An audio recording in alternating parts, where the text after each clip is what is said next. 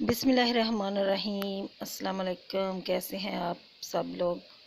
अल्लाह ताला आपको हमेशा खुश रखे।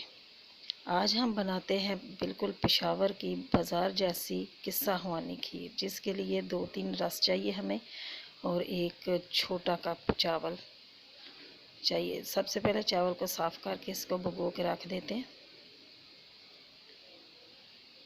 आधा घंटा या 1 घंटा पहले चावल को भिगो के रख देना। अगर आपके पास टोटा चावल है तो वो भी इस्तेमाल कर सकते हैं। और ये हमने पानी रखा हुआ है। जब पानी उबल जाए तो उसमें चावल हम डालेंगे।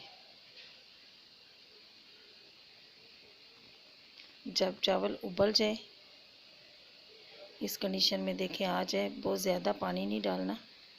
जब चावल गल जाए तो फिर इनको निकाल के ठंडा करके किसी जग में डाल लें। ये ग्राइंडर के जग में हम पूरे शामिल कर देंगे और इसके साथ ही हम रस भी शामिल करेंगे और दूध शामिल करेंगे 1 कप।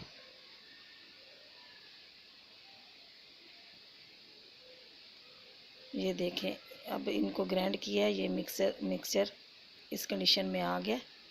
अब हम खीर की तरफ चलते हैं। सबसे पहले कढ़ाई लेंगे और उसमें ये 1.5 किलो दूध, 2 किलो दूध है, ये 1.5 किलो मैं शामिल किया है और आधा दूध मैंने रस में डाला है।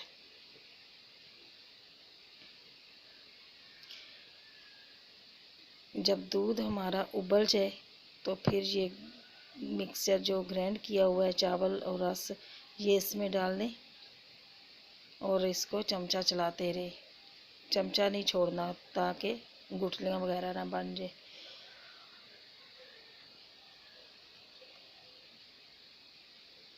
इसमें पूरा हल करके इसको 10 से 15 मिनट के लिए पका लें।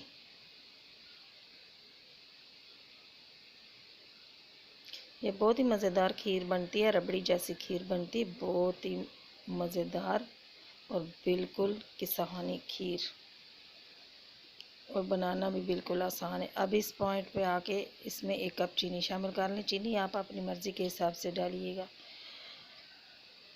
चीनी शामिल करके इसको फिर से 5 से 10 मिनट के लिए पका लें ताकि चीनी भी अपना पानी छोड़ती है, वो भी पक जाए।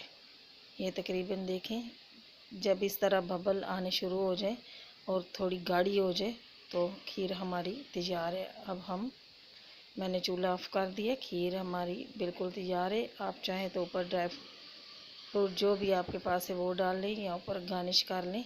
बिल्कुल सादी खीर भी, ये देखें रबड़ी जैसी खीर है, बहुत मज़ेदार। अल्लाह ताला आपको अपने हिफ्ज़ व मान में रखे। दुआओं में याद रखना। अल्लाह हाफिज़।